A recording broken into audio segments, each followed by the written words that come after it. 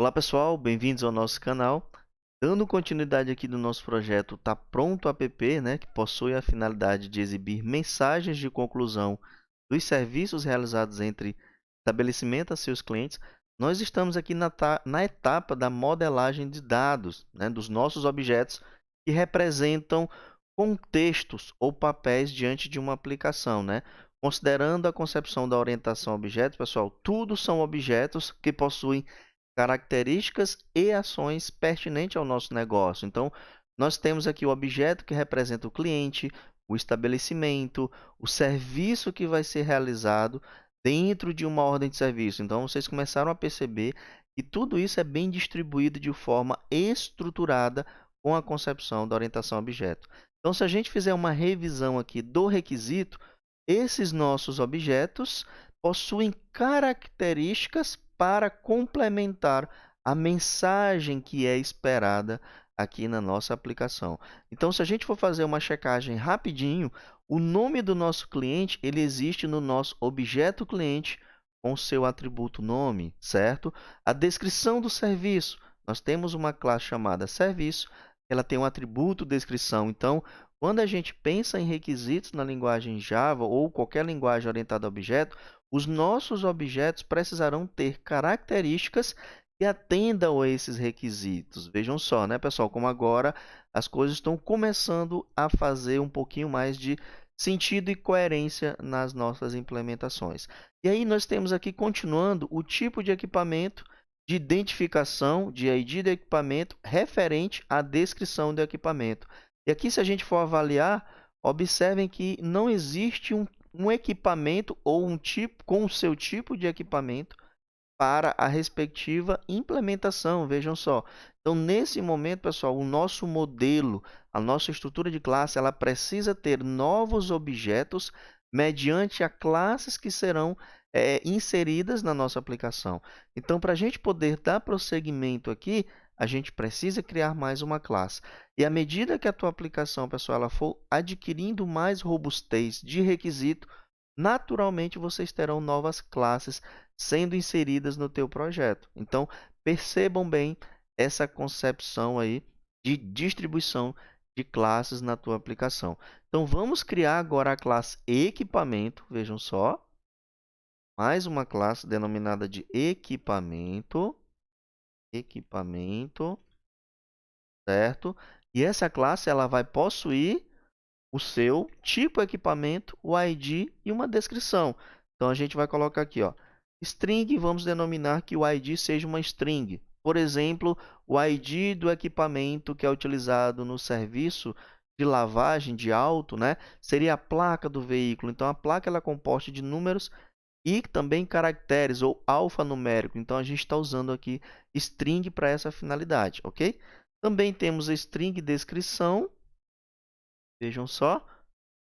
E também a gente tem o string tipo do equipamento, que a gente pode abreviar como tipo, né? Agora, pessoal, a gente tem aqui na jogada mais uma concepção de classes para complementar os nossos objetos. Então, vamos fazer aqui um ajuste em relação a esse modelo para que nossa aplicação ela fique aderente a todos os requisitos de agora em diante. Então, se a gente vier aqui, ó, eu vou dizer que eu tenho mais um equipamento aqui na nossa aplicação. Equipamento, vou dizer que eu tenho um Jeep, vamos colocar aqui Jeep 1, que é o primeiro veículo, né? Ou então só um Jeep. Eu tenho um new equipamento. Por que que nós não criamos uma classe chamada veículo para uma concepção de posto de lavagem de auto? Por quê, pessoal? Porque a nível de negócio, fazendo pesquisas de mercado, vejam só essa expressão para nós como desenvolvedores. Realizando uma pesquisa de mercado, né, vivenciando esse aspecto de sistema de lavagem de auto, nós conseguimos compreender que esses postos de lavagem também realizam lavagem em outros tipos de equipamentos. Então, ao invés da gente ter uma classe de veículo, uma classe de carpete, uma classe de motocicleta, nós criamos uma classe genérica denominada de equipamento, e aí quando formos realizar os seus respectivos tipos, a gente determina essa característica. Então, vejam só como é importante, às vezes, a gente ter uma capacidade de se abstrair, obviamente, e interpretar os requisitos de uma aplicação. Então, nós vamos aqui dizer que o JIP, certo? O ID dele, vamos simular que a placa é igual a... Vamos colocar aqui NOJ 3348, por exemplo, né, pessoal? Aqui o nosso JIP, ele tem uma descrição, vamos dizer aqui, ó, JIP Renegade cinza, um exemplo, né? Só para ilustrar, ok? E o tipo desse equipamento, que é o JIP, o seu tipo é um veículo. Vamos ver. Veículo, ok? Então, nós temos aqui, ó, mais um objeto relacionado a uma classe correspondente à nossa aplicação. E aí, a nossa proposta a partir de agora, pessoal, é que a nossa ordem de serviço realize de um estabelecimento para um cliente a um serviço determinado ou executado em um equipamento. Então, a nossa ordem de serviço ela precisa, ou a sua estrutura, né, contém todos os objetos pertinentes do todo da nossa aplicação.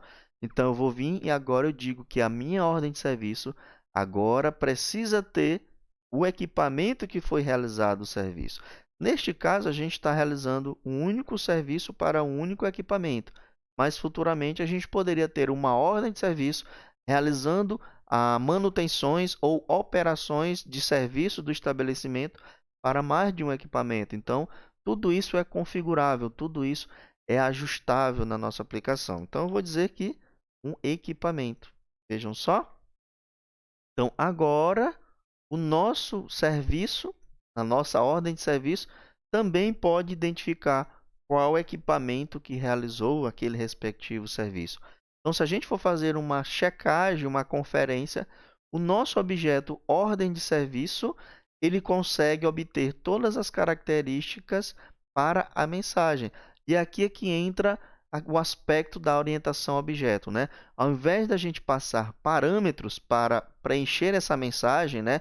Por exemplo, o nome do cliente que vai vir de um cliente, depois o tipo de equipamento que vai vir de um objeto equipamento, depois o valor do serviço que está já na ordem de serviço, não é, pessoal? Então, a gente pode criar um método que só recebe a ordem de serviço e esse método vai gerar a mensagem que nós gostaríamos de obter.